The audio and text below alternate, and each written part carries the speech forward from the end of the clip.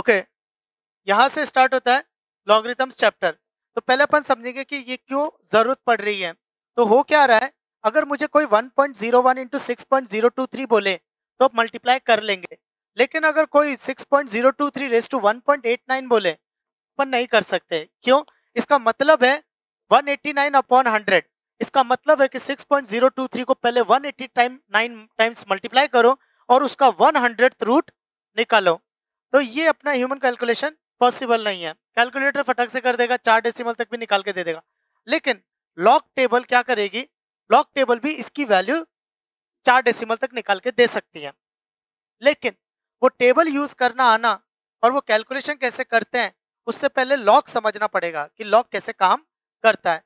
तो लॉगरिथम्स, तो लॉगरिथम्स में लॉग, लॉग मतलब होता है रूल, अरिथम्स मतलब होता है अरिथमेटिक कैलकुलेशंस, अरिथमेटिक कैलकुलेशन। तो rule to simplify arithmetic calculation.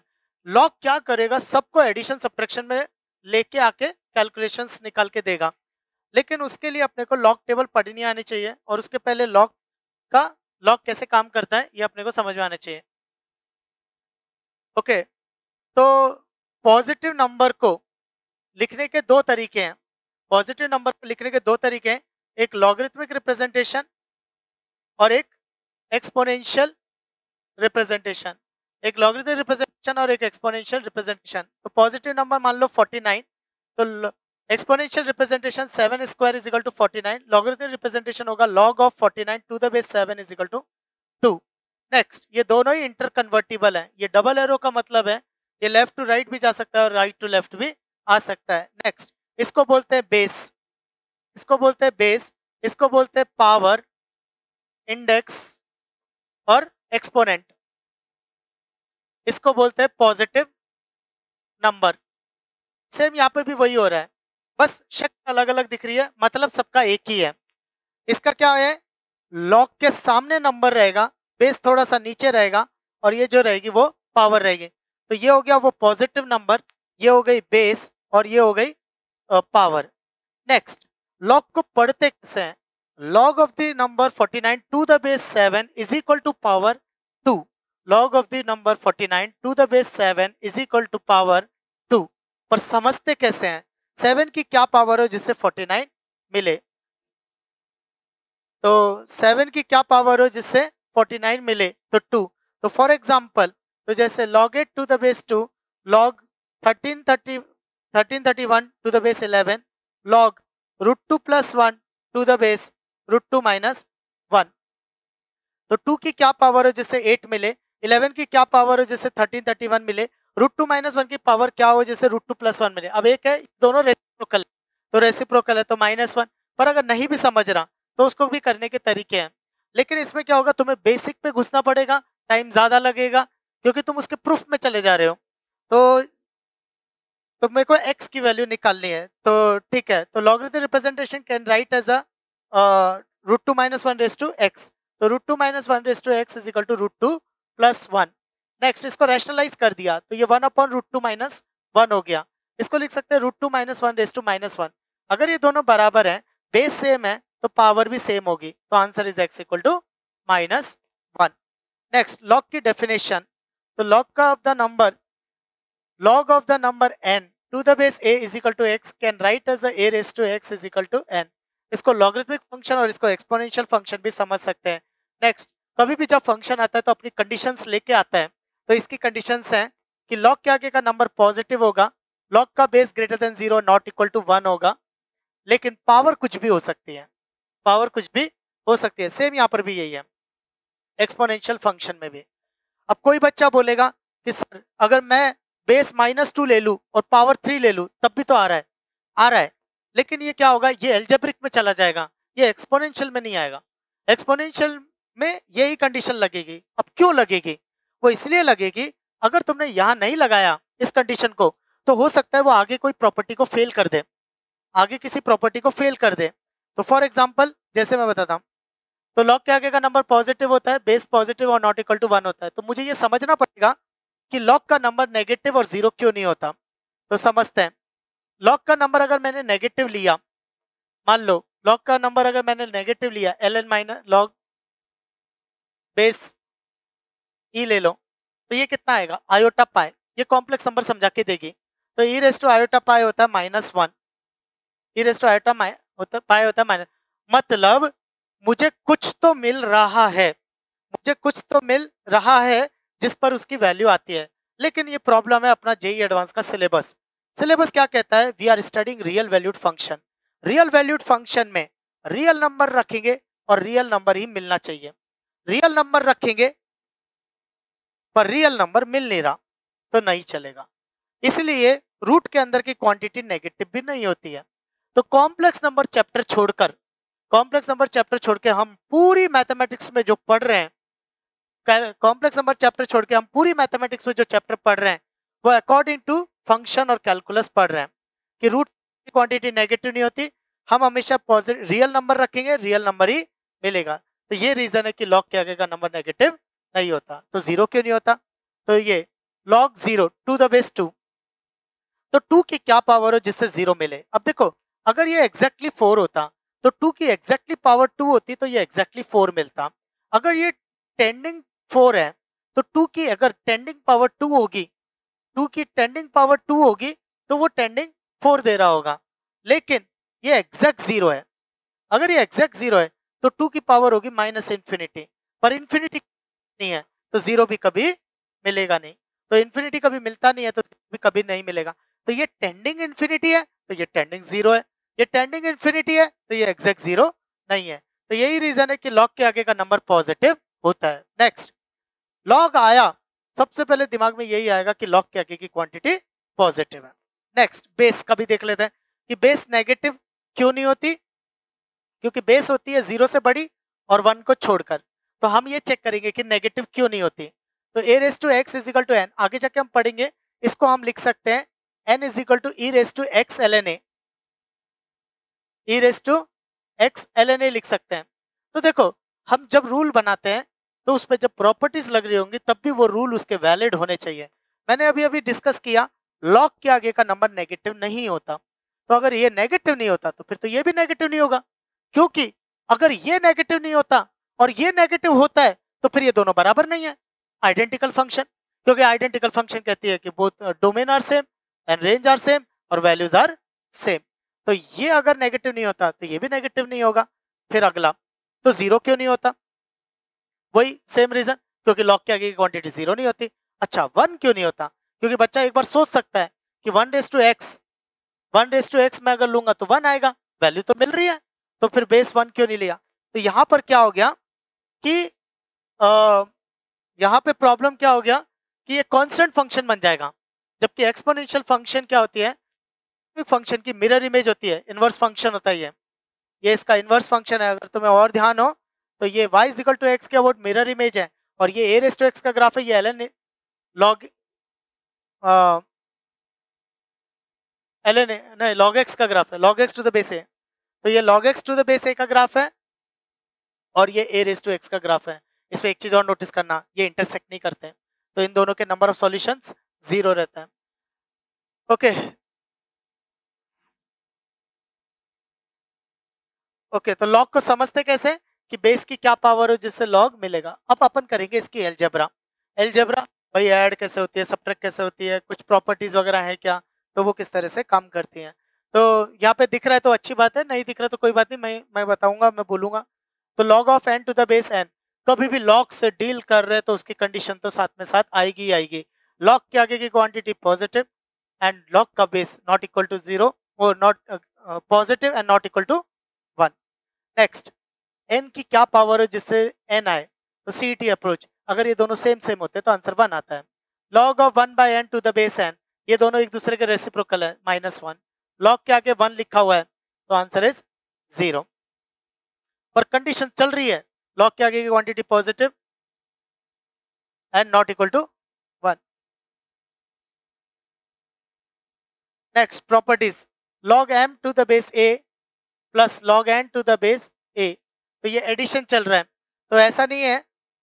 तो इसमें क्या चेक करना होता है, दोनों का बेस सेम होना चाहिए और दोनों का कोफिशिएंट +1 होना चाहिए, दोनों का कोफिशिएंट सेम होना चाहिए, दोनों का कोफिशिएंट +1 होना चाहिए, दोनों का बेस सेम होना चाहिए। तो आंसर आएगा लॉग mn to the base a।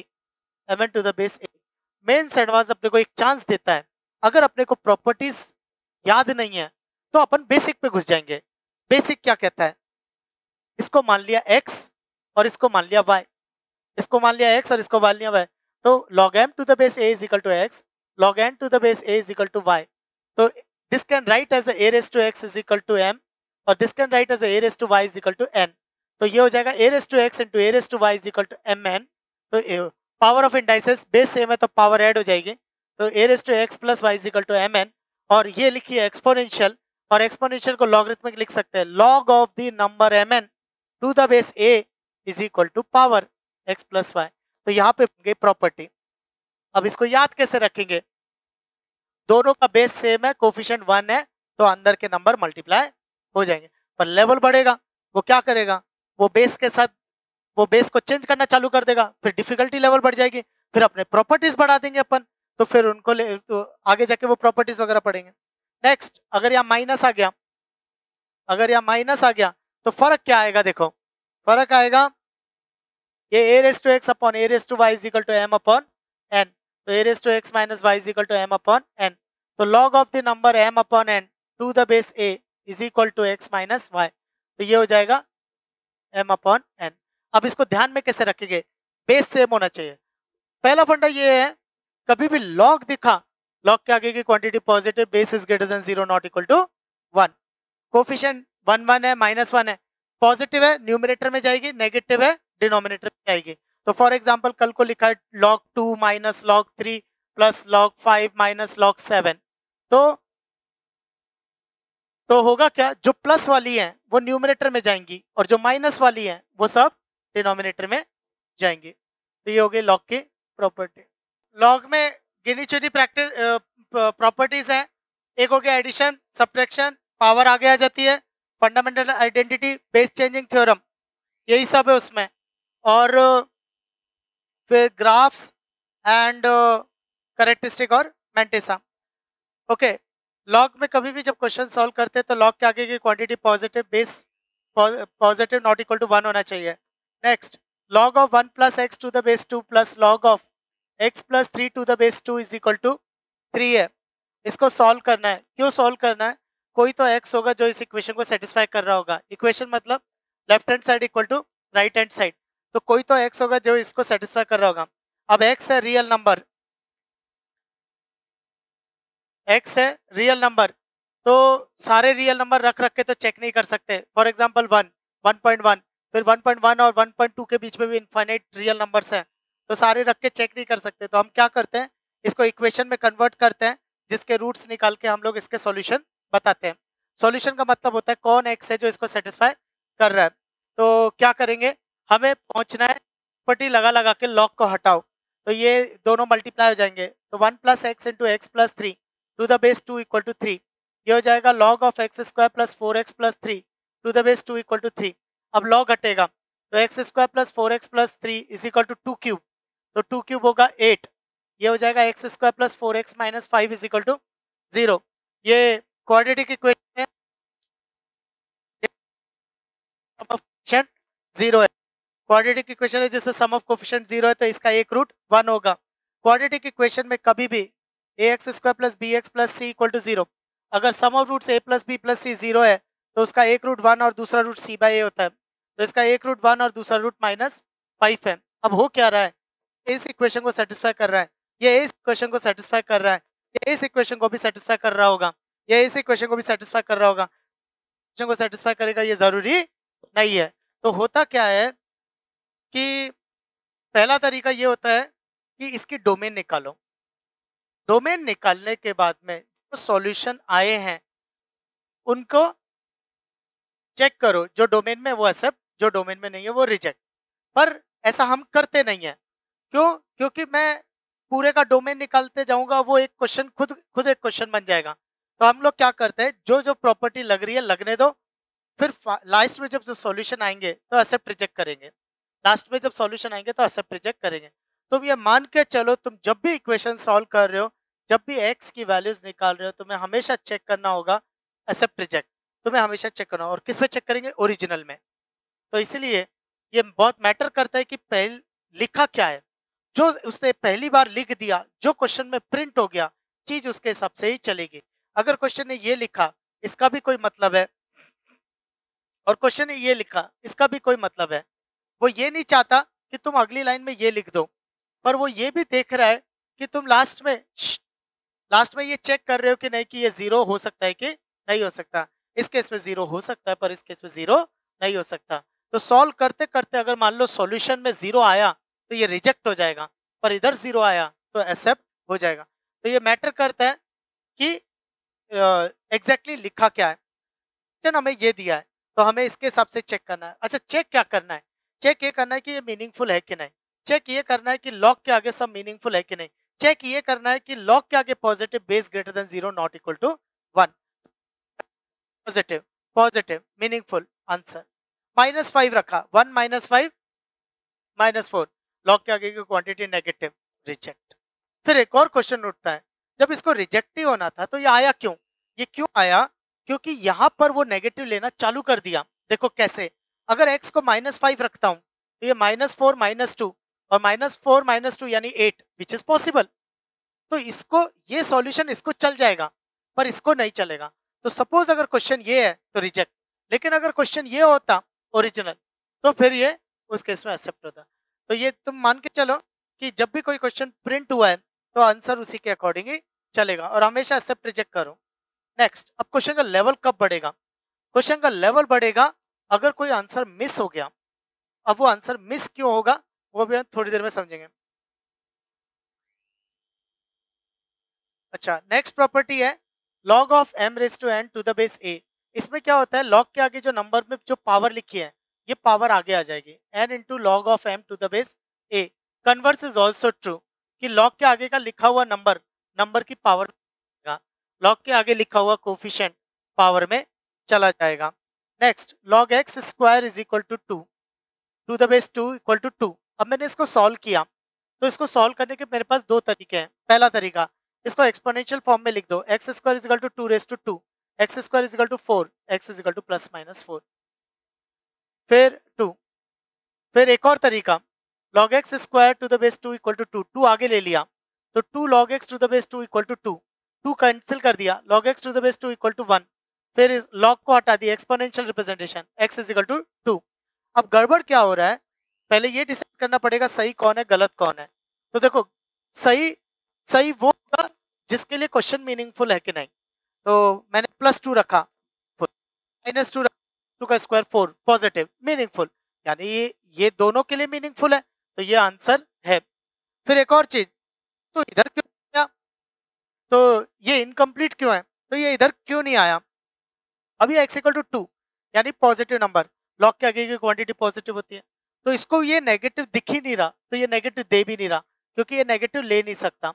तो ऐसा क्यों हुआ, यहाँ पे डोमेन है जीरो को छोड़ के सब कुछ, यहाँ पे डोमेन है सब कुछ पूरी रियल, यहाँ पे डोमेन है पूरी रियल।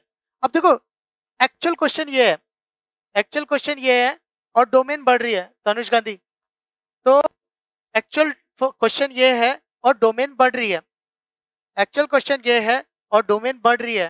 तो अगर एक्चुअल क्वेश्चन से स्टेप लगा के अगर डोमेन बढ़ जाती है तो चलता है। क्यों? क्योंकि होगा क्या, आंसर ज्यादा आएंगे, तो आंसर ज्यादा आएंगे तो मैं एक्सेप्ट रिजेक्ट कर सकता हूं। लेकिन यहाँ डोमेन है जीरो को छोड़कर सब कुछ, यहाँ डोमेन है जीरो के आगे, डोमेन कम हो गई। अगर एक्चुअल क्वेश्चन ये होता तो ये सही है और ये गलत है, एक्चुअल क्वेश्चन ये है तो इसके हिसाब से चीजें चलेंगी। तो यहाँ पे क्या हुआ, ये क्वेश्चन था, स्टेप लगाई, डोमेन बढ़ गई, चलता है। डोमेन अगर बढ़ गई तो आंसर ज्यादा आएंगे, लास्ट में बैठ के एक्सेप्ट रिजेक्ट कर लेंगे। लेकिन अगर डोमेन कम हो गई तो आंसर मिस करेगा, वो मिस करेगा तो मिसिंग आंसर नहीं ढूंढ सकते, इसलिए बेटर है कि बढ़ने दो। अब मुझे कैसे पता चलेगा कि मिसिंग है कि वो बढ़ रहा है कि घट रहा है, तो ये अपने को समझते चलना पड़ता है कि डोमेन कम हो रही है कि ज्यादा हो रही है। यहाँ पे ये नेगेटिव ले सकता था, इसने अब नेगेटिव लेना बंद कर दिए, डोमेन कम हो गई। डोमेन क्या होती है, इनपुट। डोमेन क्या होती है, जो वो एज ए इनपुट ले सकता है। इधर कम हो गई तो आंसर मिस करेगा, और इसने -2 को मिस कर दिया। नेक्स्ट, तो इस तरह के क्वेश्चन को सॉल्व करने का और क्या तरीका है, फिर बनेंगे केसेस, फिर केसेस बनेंगे। कि जब ये पॉजिटिव है तब ऐसे, जब नेगेटिव है तब कैसे। अब एक और चीज, तो इसमें मैं क्या ऐसा करूं जिससे आंसर मिस ना हो। मॉड लगा दी, अब मॉड लगा दी तो ये नेगेटिव लेना चालू कर दिया, मॉड लगा दी अभी भी इसने नेगेटिव लेने चालू कर दिए, फिर ये मॉड आ गया, ये x equal two plus minus 2। Now this is the, अब फॉर्मूला बन गया, फॉर्मूला बन गया log x स्क्वायर। अगर कभी भी पावर इवन है तो जब पावर आगे आएगी तो मॉड लगेगा, लेकिन अगर पावर ऑड है तो जब पावर आगे आएगी तो मॉड नहीं लगेगा। क्यों? पावर जब इवन है तो प्लस पॉजिटिव भी ले रहा है नेगेटिव भी ले रहा है तो मॉड लगेगा, लेकिन जब पावर ऑड है तब वो नेगेटिव नहीं ले रहा था, अभी भी नहीं लेगा, तो ऑड के केस में नहीं लगेगा।